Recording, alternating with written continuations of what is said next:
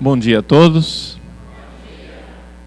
Uma alegria estar aqui com vocês nessa manhã para falarmos um pouco destas três realidades que parecem não ter relação umas com as outras: igreja, família, política.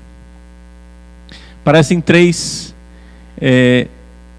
áreas da nossa vida tão disparatadas, tão sem conexão, e no entanto, de repente, por uma série de acontecimentos históricos, elas se encontram cada vez mais entrelaçadas. Vamos então um pouco fazer um resumo daquilo que nós vimos nessa manhã, tentando ligar essas realidades. A minha missão um pouco aqui é unir aquilo que foi dito na primeira palestra, aquilo que foi dito na segunda palestra, e colocar um pouco do sentido daquilo que está acontecendo com não somente o Brasil, mas com o mundo no momento atual. Vejam, existe uma matriz ideológica que de alguma forma invade o mundo atual. É a matriz ideológica marxista. O que é o marxismo? Veja, eu sei que é muito difícil em poucas palavras expressar o que é o marxismo. Mas, ao invés de dar uma definição, vamos descrever um pouco, rapidamente, como é que funciona a visão de mundo a partir de Karl Marx. Karl Marx, como todo mundo sabe, é um filósofo, ideólogo, alemão, de origem judaica, que viveu no século XIX e boa parte de sua vida ele passou na Inglaterra. A ideia marxista é a seguinte, basicamente é a seguinte: não existe verdade. Só existe uma coisa: ideologia. Explico. Não existe uma verdade à qual você deva se adequar. Quando eu digo, por exemplo, que tem um copo de água aqui em cima, você tem que mudar a sua ideia e tem que se adequar à realidade que você acaba de receber aqui. Como diz Platão, filósofo antigo, verdade conhecida, verdade obedecida. Tem um copo d'água aqui, você perdeu a sua liberdade. Quando eu mostro para você essa verdade, você não consegue mentir nem para você mesmo. Você não consegue dizer para você que esse copo não está aqui, ele está, você está vendo. E você não pode negar os seus olhos. Você tenta se convencer do contrário. Quando eu digo para você 2 mais 2 é igual a 4, você não consegue se convencer do contrário. Por mais que você tente, a sua mente é incapaz de aceitar uma outra realidade que não a verdade de que 2 mais 2 é igual a 4.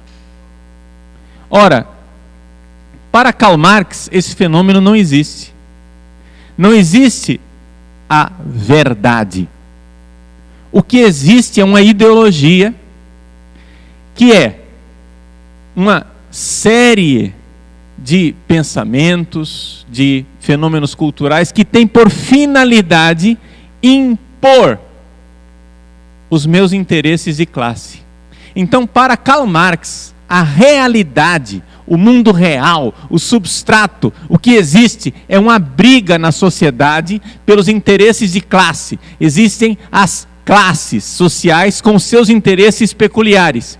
Então, os capitalistas têm os seus interesses, a igreja tem seus interesses, os trabalhadores têm os seus interesses, e assim por diante. Cada classe social tem os seus interesses, e porque esses interesses são conflitantes, o que acontece é a chamada luta de classes. E como instrumento para esta luta de classes, existe uma realidade chamada ideias. As ideias são uma forma de você conseguir impor aos outros uma condição em que eles cessem de lutar pelas seus interesses de classe. Portanto, para Karl Marx, existe uma infraestrutura social. A infraestrutura para Marx é o quê? São os interesses econômicos.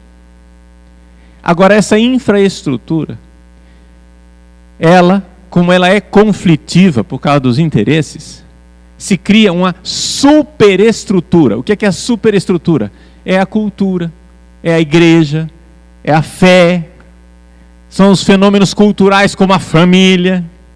Isso daí tudo está montado para defender o status quo. O que é o status quo?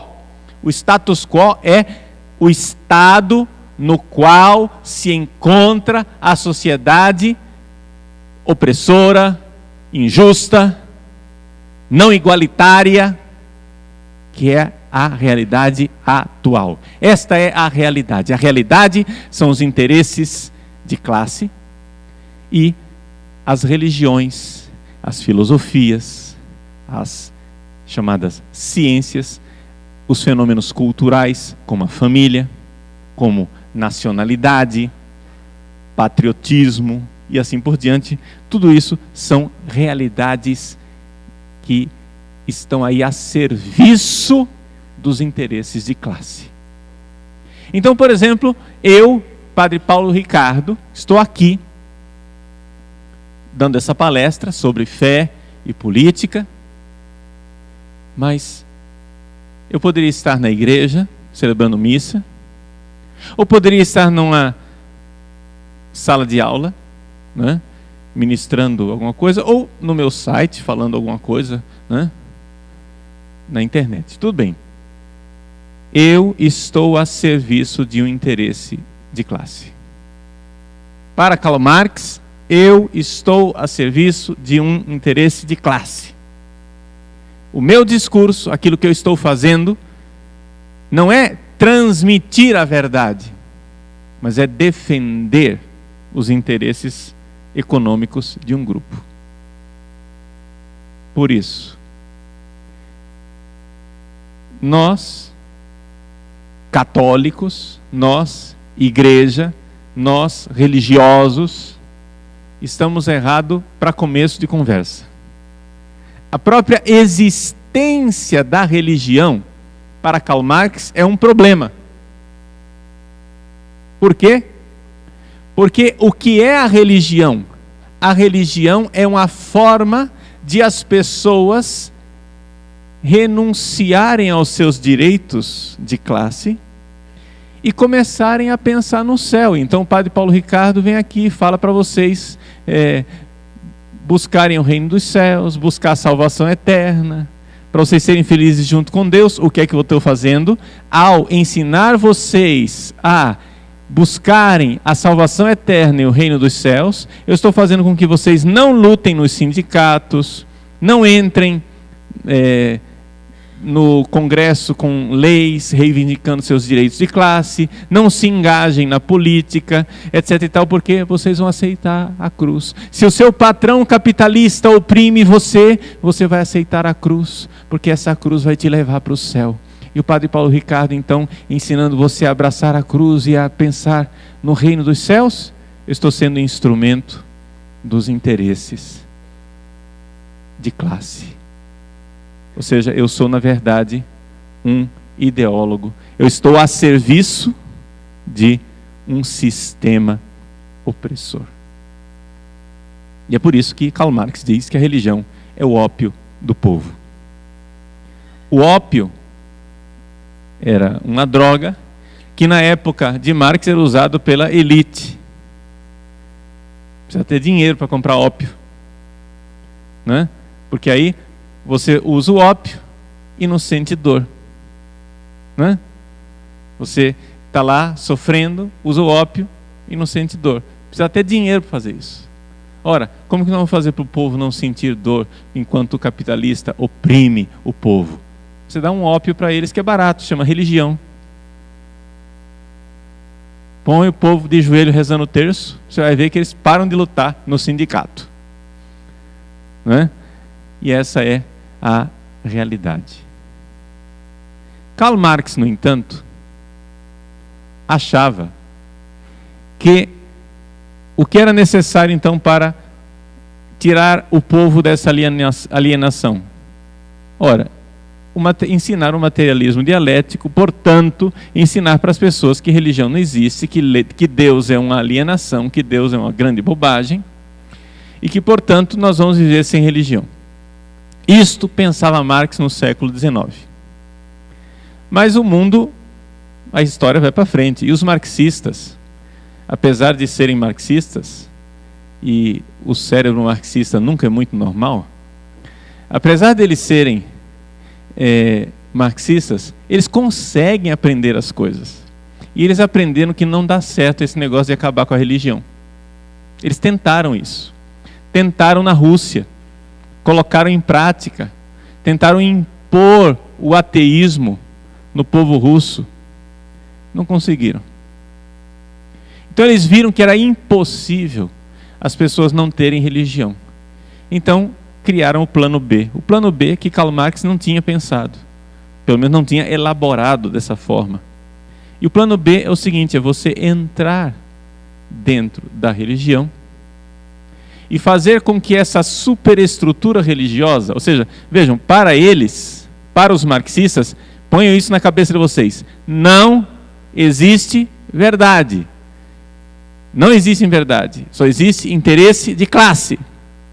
Ora, para nós impormos agora os interesses de classe do proletariado, o que é que nós vamos ter que fazer? Vamos entrar dentro da religião e vamos então, como um vírus,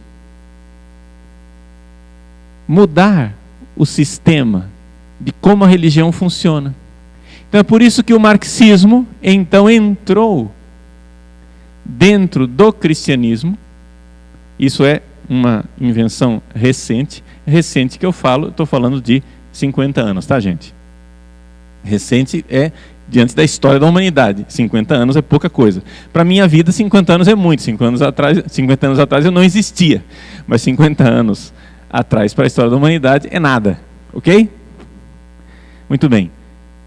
Eles então disseram, vamos entrar dentro das religiões e vamos pervertê-las desde dentro para que elas deixem de ser um sistema que justifica o sistema capitalista opressor para ser um sistema que promove a revolução socialista. E o que é que a revolução socialista promove? A revolução socialista promove, pelo menos é esta a propaganda que eles fazem, eles querem promover a igualdade. Por quê? Porque a matriz filosófica e ideológica do marxismo é uma matriz gnóstica. Ou seja, os gnósticos, eles têm um ódio contra a estrutura do real e eles acham que eles é que sabem como a realidade deveria ser. O mundo está mal construído, o mundo está mal feito.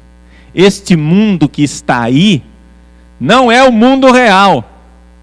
Este mundo que está aí é um sistema ideológico. Eu acho que a maior parte de vocês deve ter assistido aquele filme Matrix. Né? Todo mundo assistiu Matrix? Muito bem. O que é Matrix? A Matrix é uma parábola, não é? Dessa realidade. Ou seja, o mundo como nós o vemos não é o mundo real. O mundo como nós o vemos é um programa de computador, segundo o filme.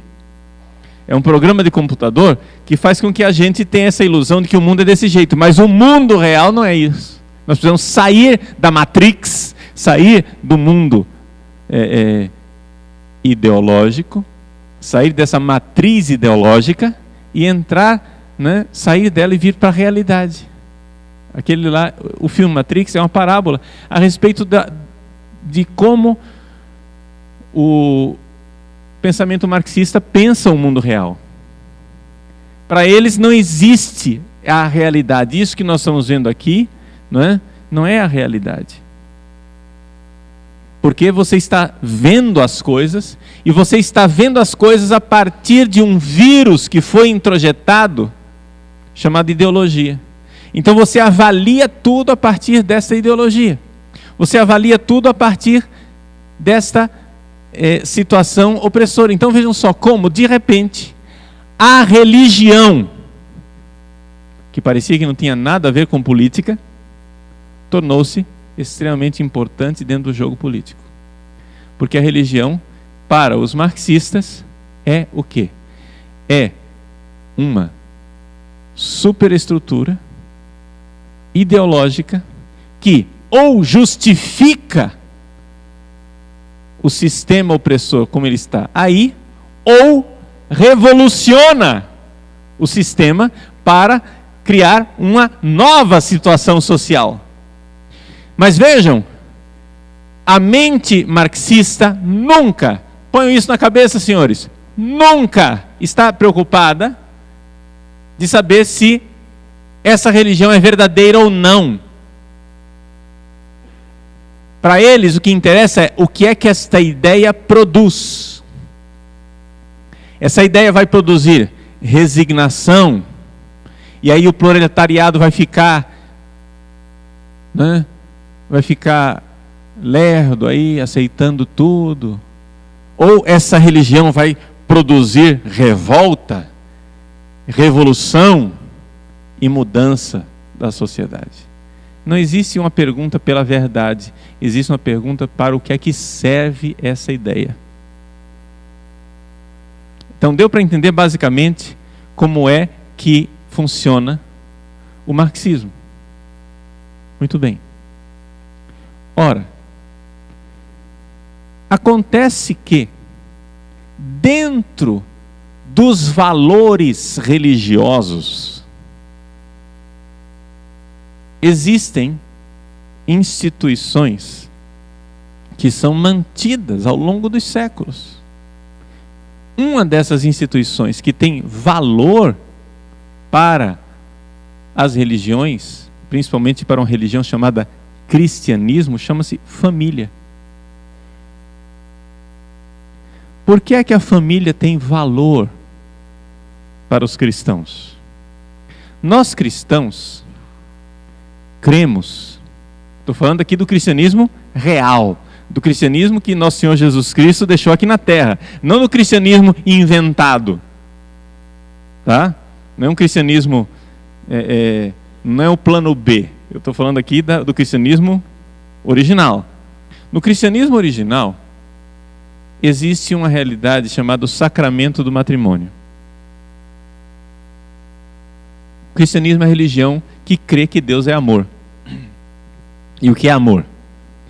Amor não é um sentimento. Deus revelou para nós o que era amor quando o próprio Deus, que se fez homem, veio a esse mundo e morreu na cruz por nós. Quando Ele morreu na cruz por nós, por amor,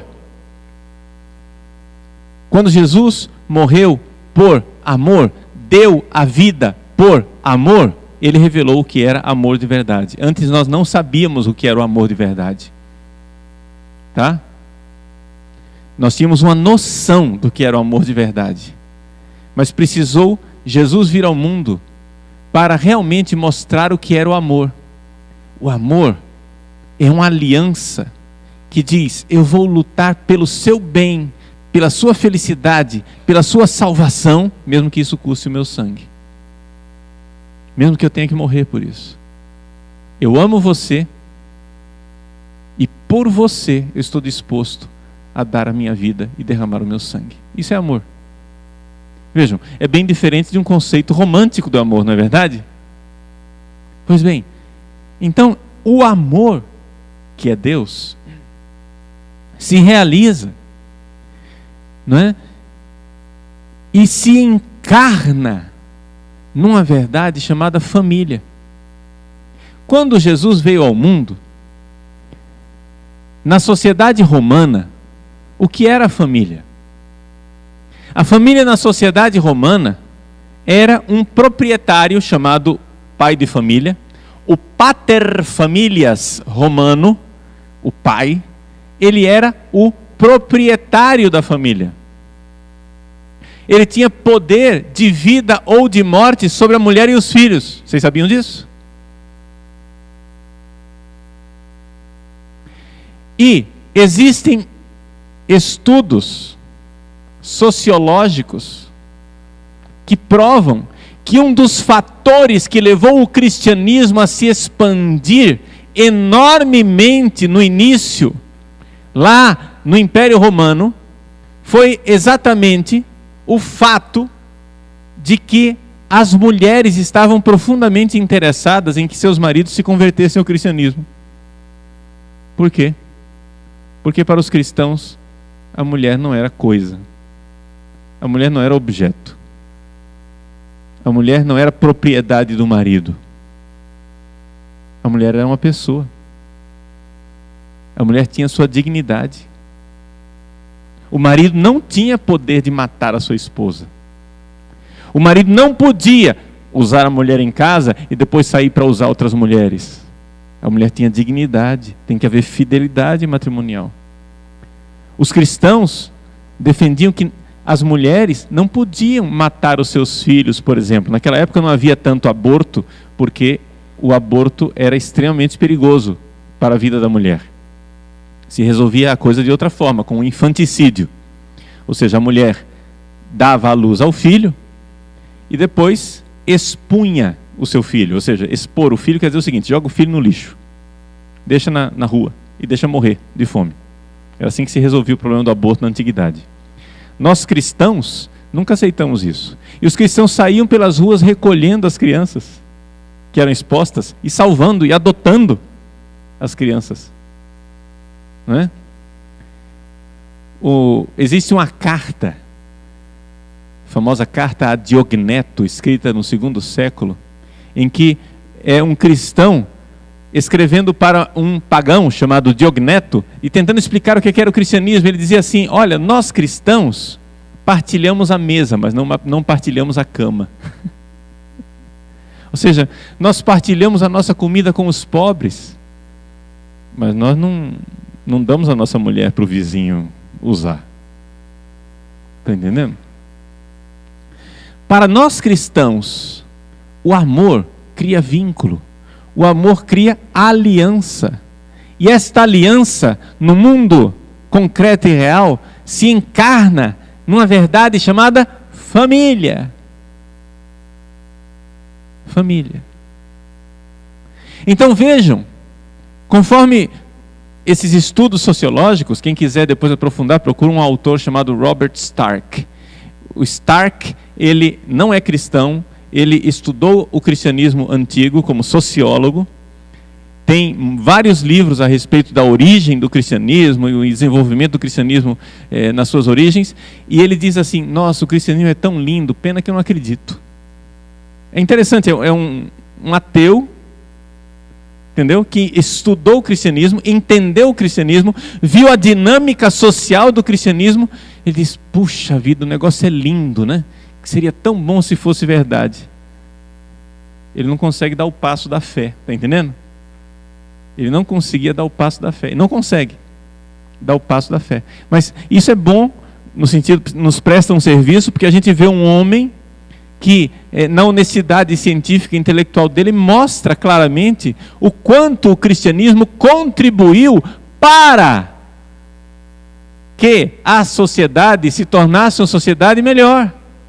E um dos fatores que fez com que o cristianismo se desenvolvesse extraordinariamente no início foi exatamente a concepção cristã de família, porque respeitava a dignidade da mulher e dos filhos.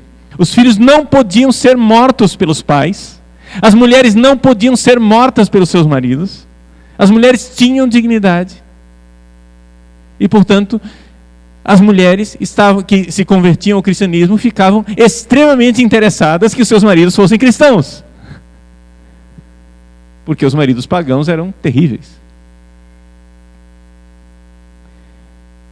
Pois bem, vejam o quanto o cristianismo, enquanto religião, contribui e contribuiu para que a sociedade, né, se tornasse melhor. Mas qual é o problema? Nós cristãos, eu estou falando do cristianismo original, nós cristãos não acreditamos numa maluquice que os socialistas marxistas acreditam. Nós não acreditamos que nós somos todos iguais. Eu choquei você agora, né? Agora essa frase foi chocante. Eu disse, nós cristãos não acreditamos que nós somos todos iguais. E os marxistas acreditam que nós somos todos iguais. O que quer dizer isso, padre? Espera lá, vamos esclarecer, antes que você jogue as pedras em cima de mim. Não jogue bolsa, cadeira em cima de mim, por favor. Calma, deixa eu explicar. Nós acreditamos que nós temos igual dignidade diante de Deus. No sentido de que os nossos direitos básicos fundamentais e a dignidade humana é a mesma. Ok? Mas nós cremos que Deus, quando fez o ser humano, fez a sociedade, fez a igreja, Ele criou uma realidade orgânica. E numa realidade orgânica, nos órgãos de um corpo, não há igualdade. Existe cooperação, existe comunhão, existe doação mútua, mas não há igualdade. Por quê? Porque já pensou se fosse tudo estômago, se fosse tudo olho, se fosse tudo orelha, se fosse tudo braço? Seria terrível. Seria de uma monotonia horrorosa. Mas o que é que acontece? O que acontece é que existe o olho. O olho é capaz de ver que aqui tem um copo d'água. A garganta diz, você precisa se reidratar.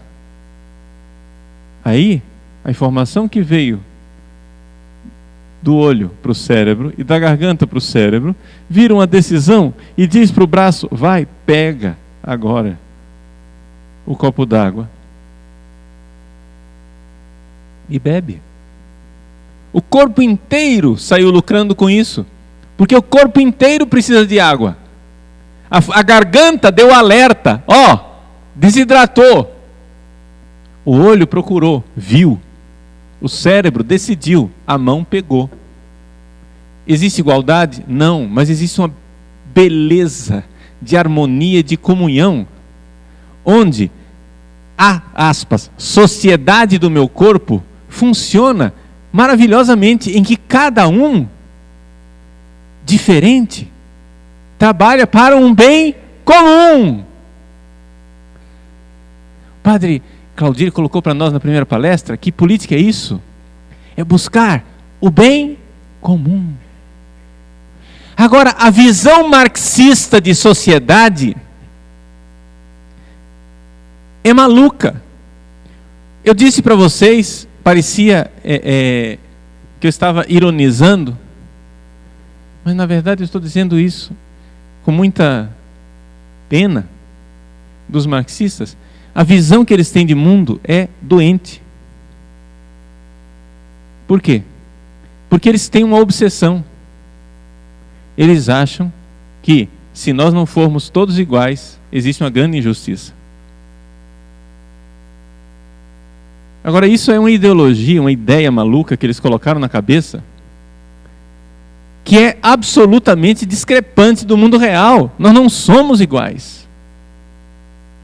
E não podemos ser iguais porque Deus distribui os talentos diferentes. O sujeito tem talento para ser empresário. O outro tem talento para ser professor. O outro tem talento para ser advogado. O outro tem talento para ser médico. É evidente que uma sociedade não pode ser igual, mas imagine só se eu exigisse de uma pessoa que tem um gênio prático de empresário, que ele tivesse o gênio teórico de ser Einstein. Está entendendo? Eu conheço pessoas maravilhosas, com professores meus, que são verdadeiros gênios. Pessoas assim de uma cultura extraordinária. Não sei se vocês já ouviram falar, por exemplo, de um filósofo brasileiro chamado Olavo de Carvalho. Né? O sujeito tem uma capacidade de leitura, de cultura extraordinária, uma coisa assim, que eu fico assim, boquiaberto. Mas o Olavo de Carvalho, que é um excelente analista da conjuntura social do mundo atual, ele seria um péssimo político. Eu não daria conta de ser presidente do Brasil, de administrar o país. Por quê? Porque não é o dom dele. Ele seria também um péssimo padre.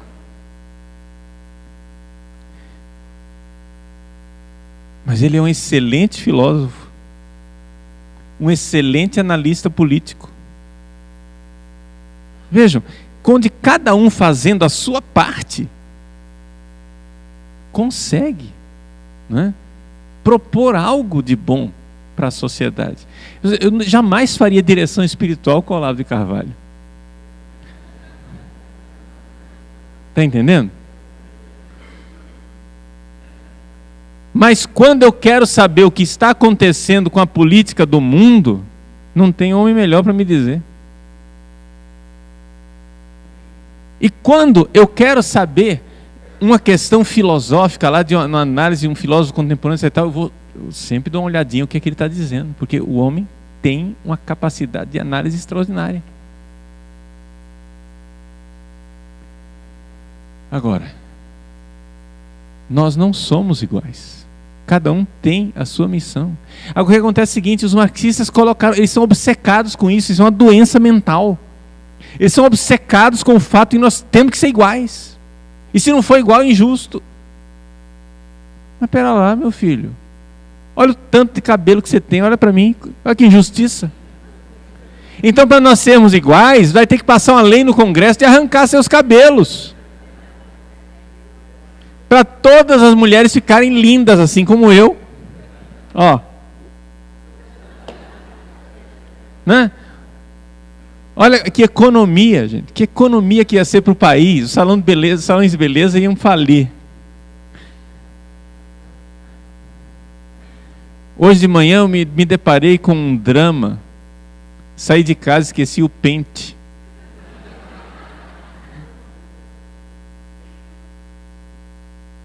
E até agora não penteei o cabelo. E ninguém notou a diferença.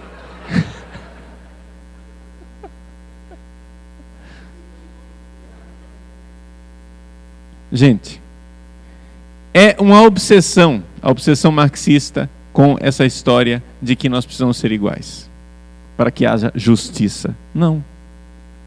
Para que haja justiça, não é necessário sermos iguais.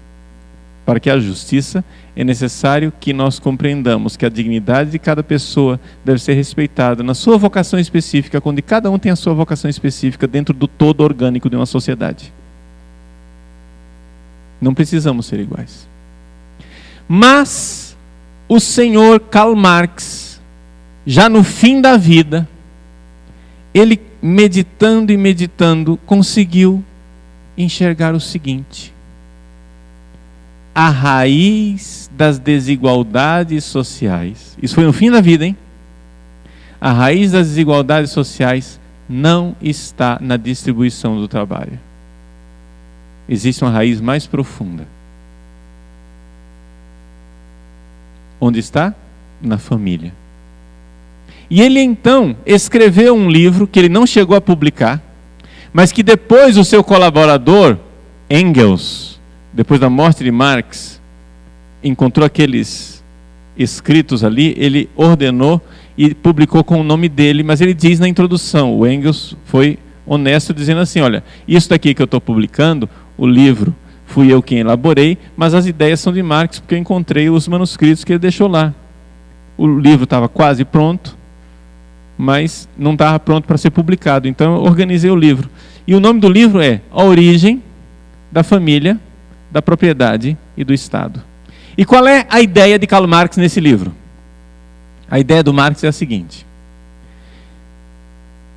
Vejam, isso não corresponde ao mundo real. Tá? Isso daqui é o jeito como ele pensou. Se você for fazer uma análise realmente história histórica, arqueológica e sociológica, você vai chegar à conclusão de que isso nunca existiu. Mas na cabeça de Marx existiu. Deixa eu então relatar o que existiu para ele. O que existia para ele? Havia uma horda primitiva. Os seres humanos, quando nós surgimos no planeta, nós éramos uma horda de seres iguais. Todo mundo tinha relação sexual com todo mundo, e aí, sem problema nenhum. Ora, tendo relação sexual com todo mundo, qual era o resultado final?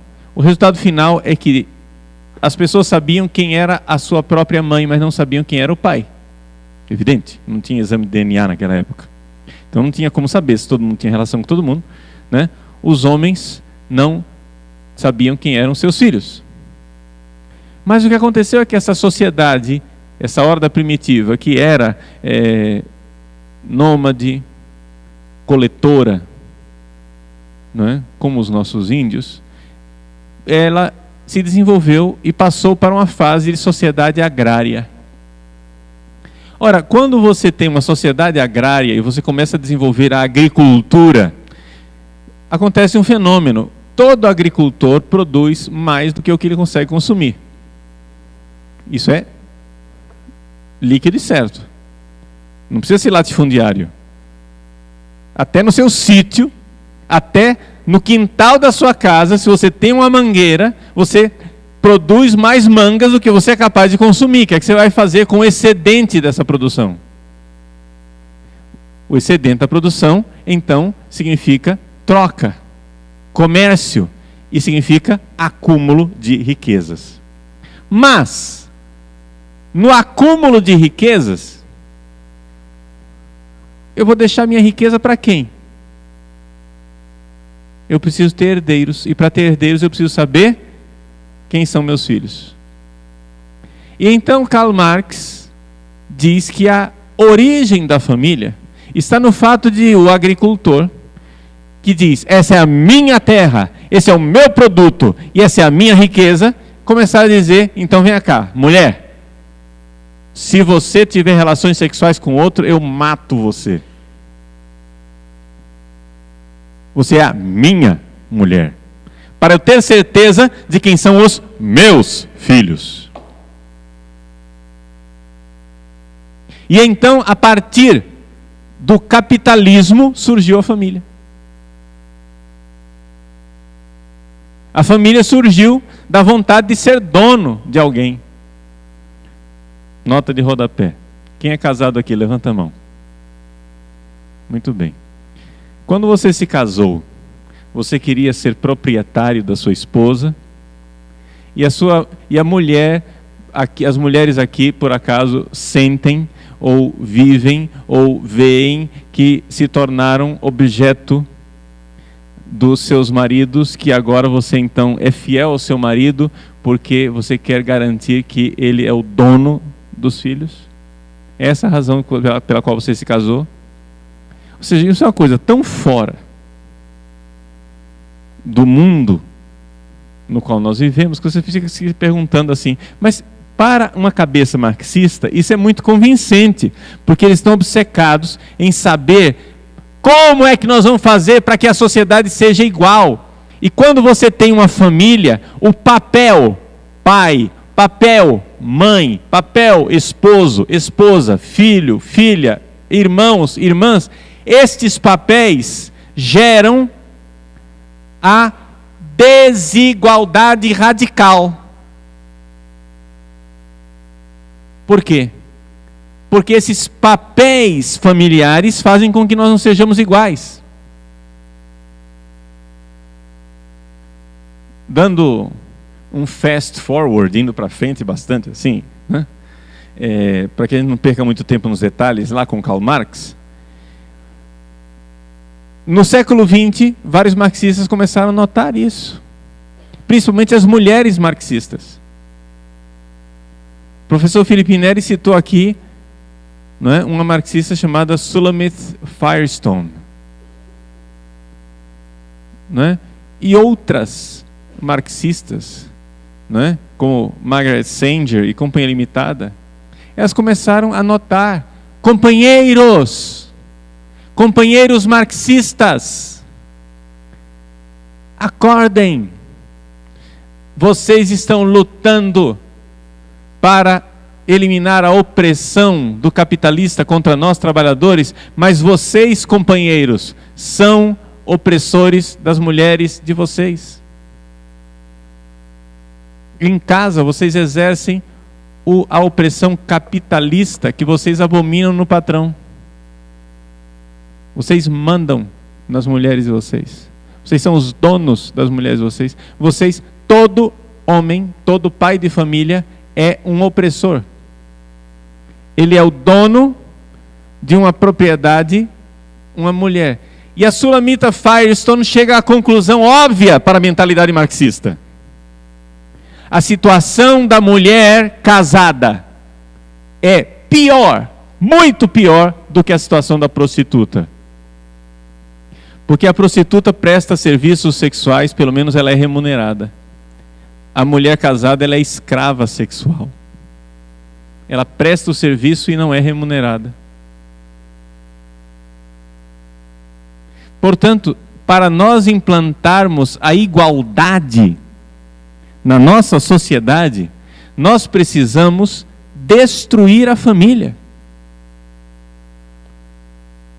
Vejam, na palestra passada, o professor Felipe Neri apresentou as coisas, e a função mesmo dessa palestra dele era chocar, né? Realmente isso, é acordar a gente, assim, dar um chacoalhão e dizer, ó, o que está acontecendo? Mas ele não tinha, a função da palestra dele não era explicar para vocês o que eu estou fazendo agora, que é a razão de ser de tudo isso e a lógica que está por trás de tudo isso. Porque quando o professor Felipe Neri apresenta para vocês aquelas cartilhas sexuais, olha, vamos lá, né? O menino que ama menino, o que é que está acontecendo com o meu corpo? O que é que papai e mamãe fazem escondidos no quarto? Vamos nós fazer sexo também em nós? Aproveitem, quando papai e mamãe saírem de casa, vamos fazer uma festinha sexual para a gente fazer umas experiências sexuais. Por que é que eles estão imprimindo na mente dos nossos filhos estas depravações? Porque não haverá caminho para nós chegarmos à igualdade se nós não voltarmos à horda primitiva. Entenderam? Aquela ideia primitiva de que ninguém é, aspas, propriedade sexual de ninguém, e que nós podemos ter sexo com quem quer que seja. E esta ideia burguesa, nota de rodapé, quando eles disserem burguês, você leia, cristão, fecha parênteses, volta para o texto. Essa ideia burguesa de família precisa ser destruída. Porque a família é a origem da desigualdade. Então vocês compreendem por que é que de repente nós temos uma série de partidos marxistas no poder, seja porque estão governando, seja porque tem coalizão, tem conchavo, tem aliança, estão no poder, e por que é que esta horda de partidos marxistas estão impondo à sociedade brasileira uma agenda maluca de destruição da família. Ora, o povo brasileiro é cristão, profundamente cristão. O povo brasileiro crê na família. Isso não é uma ideia minha, isso daí você vê claramente o Datafolha fazendo pesquisa. Chegou à conclusão que 75% do eleitorado brasileiro tem ideias conservadoras com relação à família. Por exemplo, o eleitorado brasileiro está disposto a respeitar um homossexual, mas não sonha em ter um filho homossexual. Ele pode até estar disposto a redimensionar suas expectativas se descobrir que o seu filho é homossexual, mas ninguém diz, nossa, eu queria tanto que meu filho fosse homossexual. O brasileiro não é assim. E segundo esses senhores, por ser assim, o povo brasileiro é preconceituoso, o povo brasileiro está alienado por uma ideologia opressora chamada cristianismo tradicional, e nós precisamos criar um cristianismo alternativo, um cristianismo do B. O que é o cristianismo do B? O cristianismo do B é aquele que não se encontra em lugar nenhum na Sagrada Escritura, na tradição da igreja de 2000 anos, mas que vai pegar frases, cacoetes linguísticos, parábolas, comparações do cristianismo, para implantar o projeto socialista de igualdade e vender isso como cristianismo. Isso é o cristianismo do B. Marx começou dizendo, religião, ópio do povo. Os marxistas atuais já descobriram, é impossível não ter uma religião. Tem que ter uma religião. Só que a gente entra na religião, parasita a religião, injeta um vírus lá dentro da religião e transforma a religião noutra coisa. Então, é um projeto de engenharia social. Então é por isso que o cristianismo tradicional é a maior pedra de tropeço que existe no caminho dos marxistas. O cristianismo tradicional precisa ser destruído o quanto antes. Eles tentaram isso. Na Espanha, por exemplo, na década de 30, teve a Guerra Civil. Milhares e milhares de padres religiosos, cristãos, católicos, leigos, etc., foram fuzilados na Guerra Civil porque eles queriam implantar o comunismo e destruir a religião cristã na Espanha. O que é que eles notaram? Que não funciona. O método da Guerra Civil Espanhola não funciona. Por quê? Porque você faz mártires. Se você comprar um livro chamado Martirológio Romano, compra lá, Martirológio Romano. Eu desafio você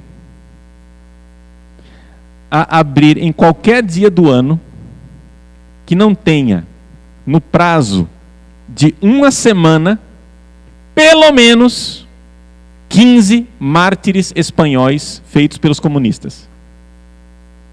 Pode ser que naquele dia não tenha, mas no dia anterior tem, no dia depois tem. Ou seja, tem pelo menos 15 mártires espanhóis. Qualquer semana do ano.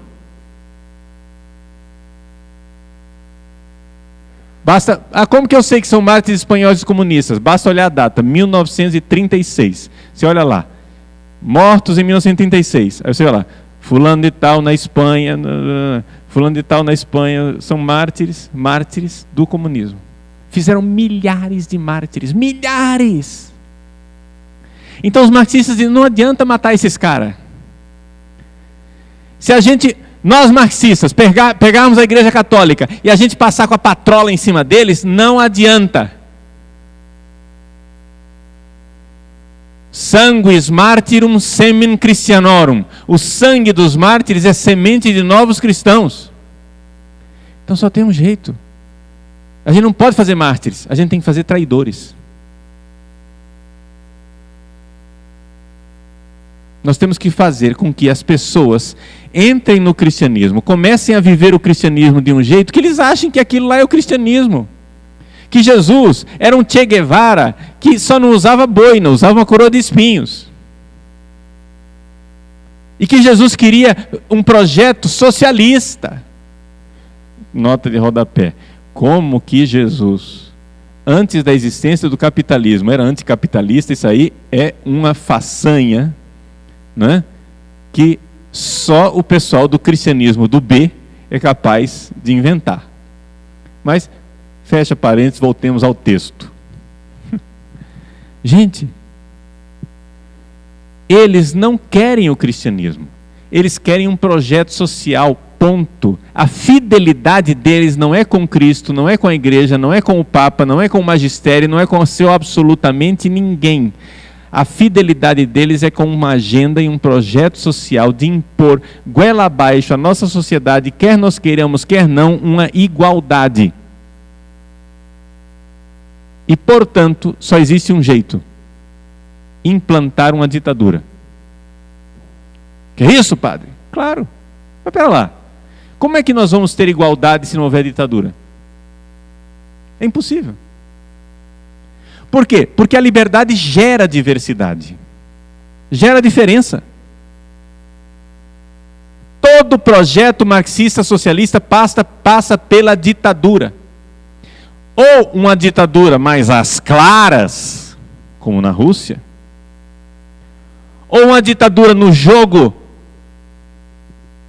democrático e na manipulação do jogo político e linguístico, como no Brasil, na Venezuela, etc. e tal. Mas está se querendo implantar uma ditadura no nosso país? Sim. E a culpa de quem está querendo implantar uma ditadura no nosso país chama-se marxismo. Por que é que eu digo, afirmo e não tenho mínima dúvida disso? Porque não é possível implantar uma igualdade sem ditadura.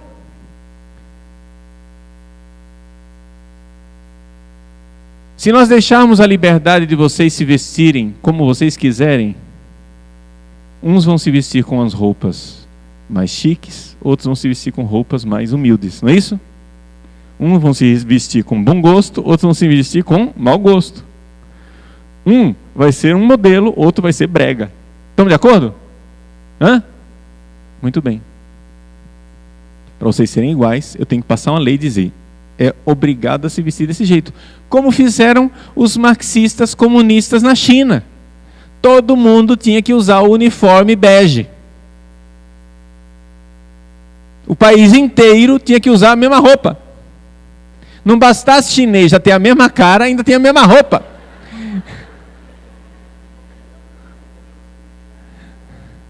Como que você faz para identificar aquele povo? Eu não sei. Pelo menos aqui você diz aquela senhora de camisa vermelha, mas não tem.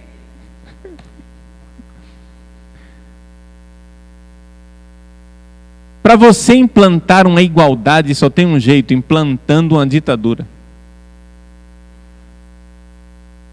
Mas o que é que nós cristãos queremos então, se nós não queremos a igualdade? Nós queremos a justiça. E o que é a justiça? Unicuique suum. A cada um o seu. Então é evidente que para buscarmos o bem comum, por exemplo, se nós queremos o bem comum de nossa sociedade, existe uma linha de pobreza e miséria abaixo da qual uma sociedade não pode permitir que a pessoa caia. Ah, mas ele é um vagabundo, um beberrão, não quer saber de trabalhar, só quer saber de se drogar, não sei o que, etc e tal. Mas a sociedade não pode permitir que uma pessoa morra de fome. Mas ele não quer trabalhar. Paciência, nós vamos sustentá-lo.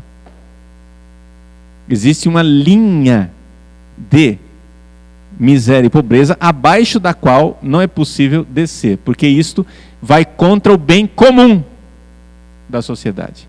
Mas uma coisa é linha de pobreza e miséria, outra coisa é nós querermos que todo mundo ganhe a mesma coisa. Por exemplo, nesse sistema de recompensa, de subsídio governamental para famílias pobres, tem que haver um limite, gente. Por quê? Porque você termina criando um país que trabalha e um país que recebe a bolsa. E o país que recebe a bolsa vai ficando cada vez maior. E o país que trabalha cada vez menor. Porque as pessoas não têm estímulo nenhum para trabalhar. Para que trabalhar se eu posso viver a minha vidinha recebendo bolsa? E você começa a entender que isso está acontecendo, não é no cinema, é na vida real. É na vida real. Ora, mas nós não precisamos fazer que todo mundo seja igual, padre? Se os senhores forem ver a doutrina social da igreja, a igreja nunca pregou isto. Muito pelo contrário. A igreja, em todas as encíclicas sociais da igreja, todas, absolutamente todas, condenou o marxismo e o socialismo como incompatíveis com a visão cristã de mundo. Me citem um documento papal que aprova o marxismo e o socialismo. Quer dizer que o senhor é capitalista selvagem? Resposta: não. Não só existe o capitalismo como alternativa nesse mundo. Existe exatamente a doutrina social da igreja. Que significa uma certa liberdade de mercado, com uma moderada intervenção do Estado, para exatamente promover o bem comum, princípios de subsidiariedade, a hipoteca social sobre a propriedade privada, porque tem em vista o bem comum, e assim por diante. Tudo isso está na doutrina social da igreja. Não estou negando a doutrina da igreja. O que acontece é o seguinte, é que quem escreveu as encíclicas da igreja não foram nem os marxistas, nem Lenin, nem Stalin, nem Che Guevara, nem Hugo Chávez e nem o Lula. A doutrina social da igreja, ela é independente desses senhores, e muito pelo contrário, a doutrina social da igreja sempre condenou o marxismo. O que não quer dizer que nós agora, então quer dizer que o senhor quer colocar os marxistas num campo de concentração e matá-los todos. Não, nós estamos numa sociedade democrática. Eu creio na democracia. Portanto, é necessário que exista a possibilidade das pessoas serem de esquerda. Só que acontece o seguinte, a esquerda tem que viver as regras do jogo democrático. Ela não pode jogar fora das regras do jogo democrático. E qual é o jogo democrático? Vamos lá. Política é a arte de buscar o bem comum. Muito bem. Como é que nós vamos buscar esse bem comum? Um sistema de representatividade democrática. Então, como é que nós vamos ter essa representação? Através de uma realidade chamada sistema partidário. O que é um partido? Um partido, gente. Os partidos foram criados, infelizmente, as coisas estão do jeito que o padre colocou na primeira palestra. Partido é o quê? É o local da luta de classes. Mas por quê? Porque a nossa sociedade é uma sociedade de matriz marxista.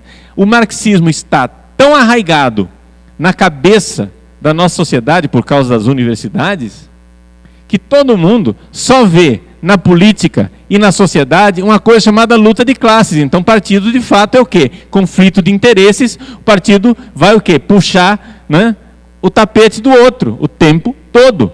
Isto é política partidária para a nossa sociedade, que é uma visão marxista. Então o padre está correto ao descrever que infelizmente está assim. Mas o que é o partido? Como foram fundados os partidos originalmente? Um partido é um primeiro ensaio de consenso. Como é que, fora da visão marxista, esquece luta de classes, fora da visão marxista, numa visão decente de sociedade, como é que se governa um país? Ora, nós temos grupos que se reúnem e começam um primeiro ensaio de consenso. Olha, tem esse grupo aqui que acha que o melhor para a sociedade é isso aqui. É um primeiro ensaio de consenso. Tem um outro grupo, outro partido, que acha que o melhor para a sociedade é aquilo ali. Então tem um grupo que acha que a intervenção estatal na economia a todo momento é a melhor coisa. O outro grupo acha que, não, quanto menos intervenção melhor, é a melhor coisa. Eles têm esse consenso, esses aqui têm esse outro consenso. Aí depois a gente elege essas pessoas, e essas pessoas se sentam num parlamento. E no parlamento vai se fazer o quê? Alianças e consensos que têm em vista o bem comum. Para quê? Para que a gente possa, então, parlamentando, chegar a um consenso maior possível. O primeiro ensaio de consenso é o partido. Depois, no parlamento, se dá um consenso maior. Quando aquele consenso atingiu uma certa maturidade, se cria uma coisa chamada governo. E é por isso que o sistema parlamentarista é o sistema que melhor expressa uma visão democrática. Por quê? Porque houve o consenso daqueles partidos para que se governe naquela direção. Caiu o consenso, caiu o governo, se faz outro.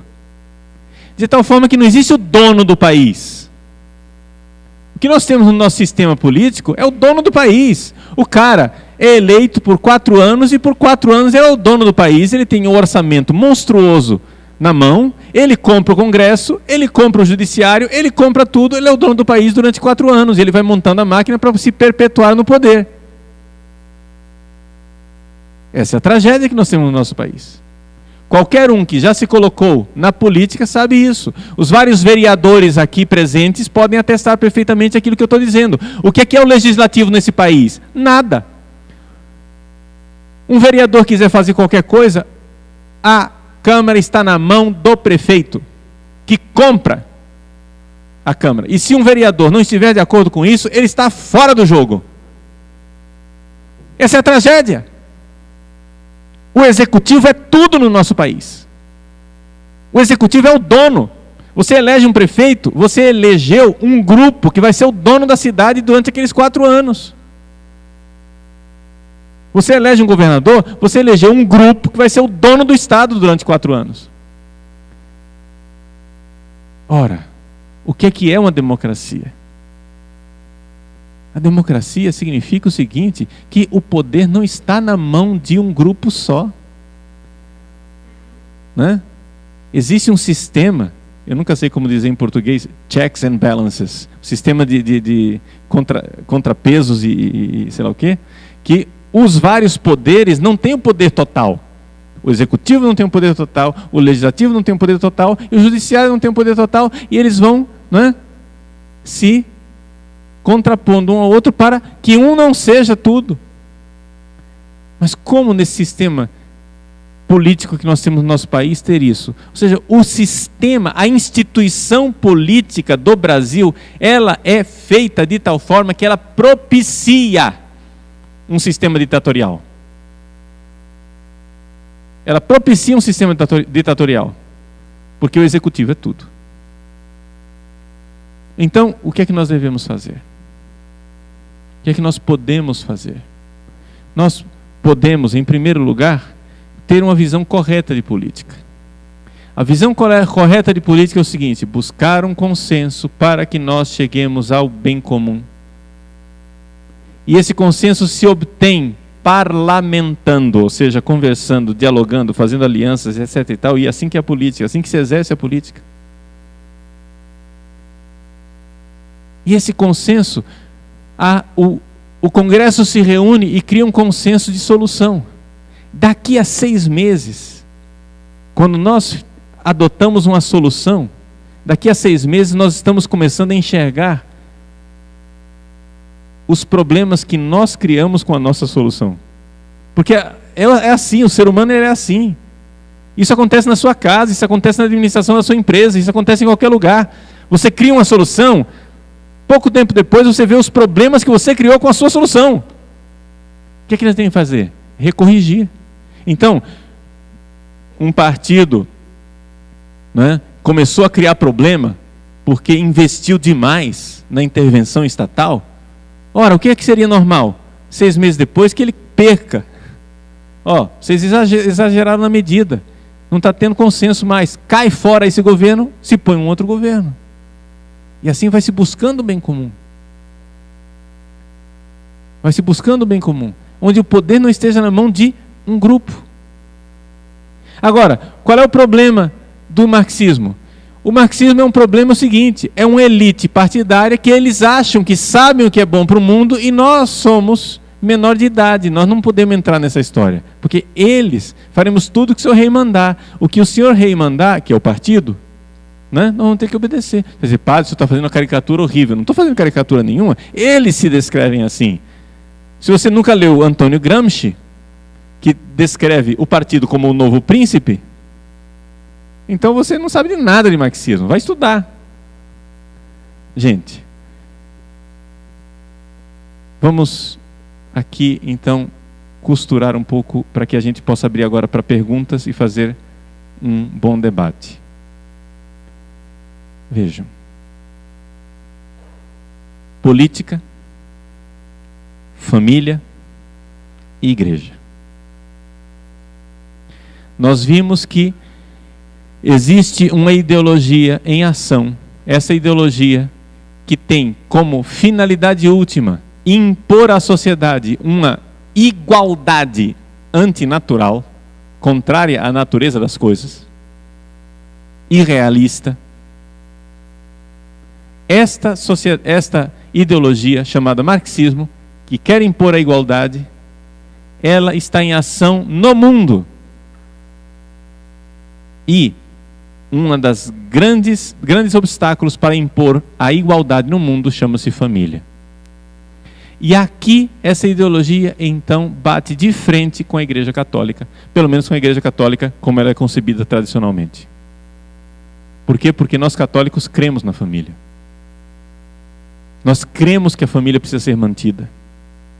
Nós cremos que essa é uma realidade que precisa ser mantida e estamos dispostos a dar a vida para que essa realidade seja mantida. Então isso significa o seguinte: só tem um jeito. Nós, católicos, sermos reduzidos à menoridade civil. Ou seja, se você é religioso, você não pode entrar no governo. Se você é religioso, se você tem valores religiosos, o Estado é laico. Fique de fora. Essa história de Estado laico é uma artimanha. É uma artimanha para dizer que nós que temos valores religiosos não podemos governar. Nós somos menores de idade. Bonitão, gostosão, cheio de poder, é quem? Quem é ateu, marxista, porque ele não tem religião, então se o Estado é laico, ele pode governar. Nós não. E se nós tivermos religião, temos que fazer de tudo para que ela esteja fechada em casa, dentro de um armário e esquecida. Para que quando a gente entre na vida política, entre numa mentalidade totalmente sem os valores religiosos. Mas isso é uma distorção. Por quê? Porque nós precisamos, sim, que os valores do povo brasileiro sejam os valores que governam o país. Se nós vamos ter uma democracia, se nós queremos ter uma democracia, nós precisamos que os nossos governantes representem os nossos valores, e não os valores de uma classe ideológica que tomou conta da cultura, tomou conta do Estado, e que impõe ao povo brasileiro aquilo que o povo brasileiro não acredita. Nós cremos na família, nós queremos a família. E então, o que devemos fazer? Na prática, não existem soluções fáceis. Na prática, a primeira coisa que a gente tem que fazer é sentar e estudar. Trate de estudar para realmente saber o que está acontecendo. Depois que você sentou e estudou, fez a sua tarefa de casa e compreendeu o que está realmente acontecendo no mundo, aí nós podemos começar, como leigos, elaborar um projeto de poder. Isso é um dos grandes problemas que foi criado dentro da Igreja Católica. O católico tem medo de ter o poder. Mas você não pode pensar o poder como um substantivo. Você tem que pensar o poder como um verbo. Você quer poder decidir como será a educação dos seus filhos? Você quer? Você quer poder ter a liberdade de viajar para onde você quiser? Você quer poder decidir quem vai mandar? Você quer poder escolher qual vai ser a política que decide os rumos do nosso país? Você quer poder praticar livremente a sua religião em praça pública, poder fazer procissões, manifestar sua fé católica em público? Você quer poder tudo isso? Então você quer o poder. Então nós precisamos de um projeto para chegar ao poder. Temos esse projeto? É evidente que não. Eu não estou aqui me propondo como solução de nada, eu sou padre. Eu entendo de reza, entendeu? Eu entendo de salvar as almas. Eu entendo desse negócio aí. E se eu entendo um pouco de política, como cidadão brasileiro que está aqui falando, não é? É porque a situação está tão ruim, tão ruim, tão ruim, os leigos estão sem fazer a tarefa de casa, que tem que vir um padre aqui para falar as coisas. Porque essa é a missão dos leigos. Esse é o sacerdócio de vocês. Vocês que precisam estudar, e vocês que precisam vir com uma proposta. Não é? Nós não estamos aqui propondo um clericalismo onde o padre será o manipulador e vocês serão as marionetes. A minha missão é simplesmente acordar as pessoas. Acorde, vá estudar, vá ver a realidade como ela está, não é? E aí você vai poder fazer alguma coisa.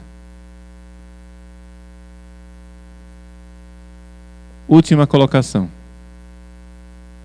Vejam, existem alguns estudos que foram feitos, você vai encontrar isso num livro chamado Maquiavel Pedagogo. Esses estudos foram feitos mostrando que, para que uma mentira prevaleça numa sociedade, ela precisa ser hegemônica, ou seja, ela precisa ser total. Mas para que a verdade triunfe, ela não precisa ser total. Explico. Pegaram 9 atores pagos e uma cobaia que estava sendo pesquisada. A pesquisa era a seguinte: mostrava lá 3 copos de alturas diferentes. E você perguntava para os atores. O cobaia estava enxergando a coisa, ele não sabia que eram atores. Qual é o copo maior? Todo mundo indicava o copo errado, o que não era o maior. Esse daqui. Qual que é o maior? Esse daqui. Qual que é o maior? Esse daqui. Qual que é o maior? Esse daqui. Qual que é o maior? Esse daqui. Quando chegava finalmente no cobaia, depois de 9 mentiras, mentindo que o copo maior era aquele que não era o maior, 84%, mais ou menos, eu me esqueço a estatística, mas é mais de 80%.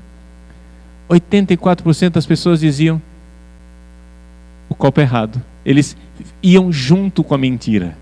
Por quê? Porque 84% das pessoas não têm fibra moral suficiente para se opor a uma mentira unânime. Aí depois eles fizeram uma outra pesquisa. 9 atores, um cobaia.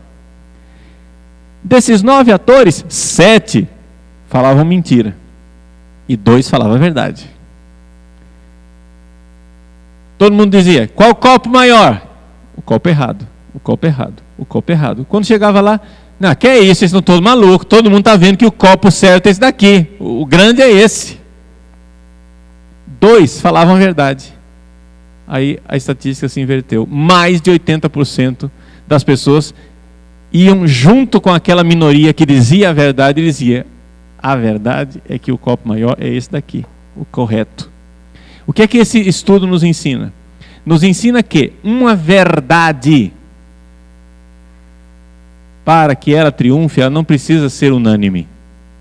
Basta mostrar a verdade. Basta que alguém abra a boca e fale. Enquanto uma mentira, para ela colar, ela tem que ser hegemônica. Todo mundo tem que mentir ao mesmo tempo. Senão não funciona. É por isso, por exemplo, que estou dizendo isso para você ficar atento. É por isso que se você começar a dizer a verdade, você vai ser odiado, tá?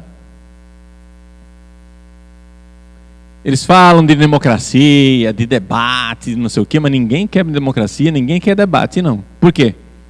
Porque como eles estão implantando a mentira, eles precisam que todo mundo diga a mesma mentira. E se tiver uma voz dizendo o contrário, as pessoas, nossa, isso acontece, por exemplo, até dentro da igreja.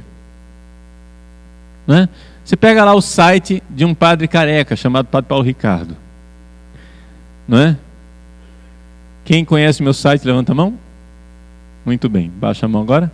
Quem é assinante do site, levanta a mão. Os outros tomam vergonha na cara, tá? É uma propagandinha. Toma vergonha na cara, paga um pouquinho para a gente manter o negócio no ar, tá bom? Obrigado, volte sempre. Olha só. Você pega o site Padre Paulo Ricardo. Eu chego e digo, gente, isso que está aqui nesse livro amarelo, Catecismo da Igreja Católica, está valendo, tá? É verdade. Nossa! Quanta gente, eu já ouvi isso, testemunho, andando por esse Brasil afora, de Padre Paulo, eu pensava do jeito que o senhor está ensinando, mas eu achava que eu estava louco, porque todo mundo dizia o contrário. Aí quando eu vi o senhor dizendo assim, nossa, quer dizer que eu não estou louco, olha lá, o padre está falando o que eu penso, é para seguir o catecismo, que legal. Por que isso? Por esse fenômeno que eu acabei de descrever.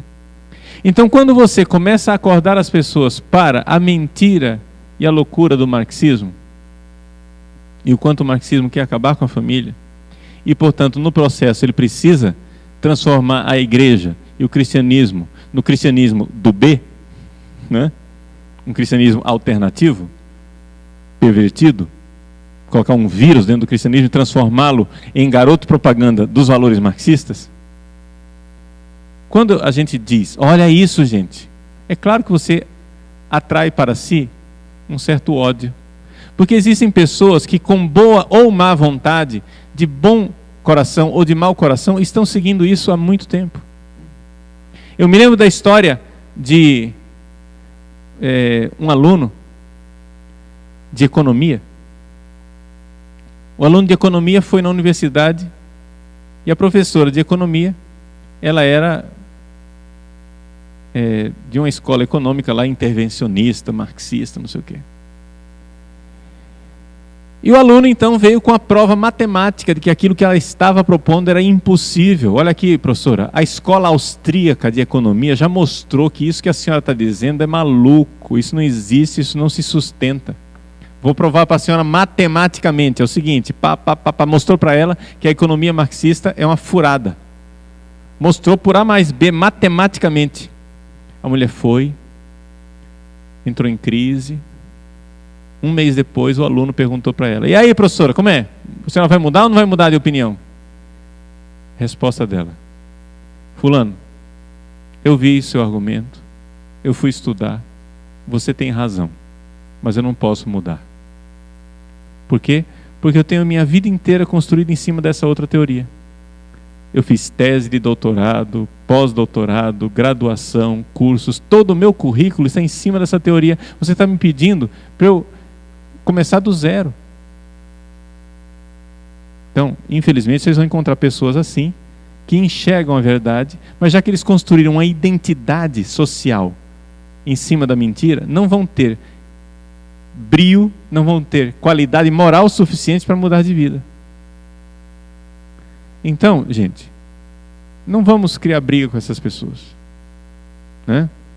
Rezemos por elas, que elas mudem, né? Que, conhecendo a verdade, mudem de vida.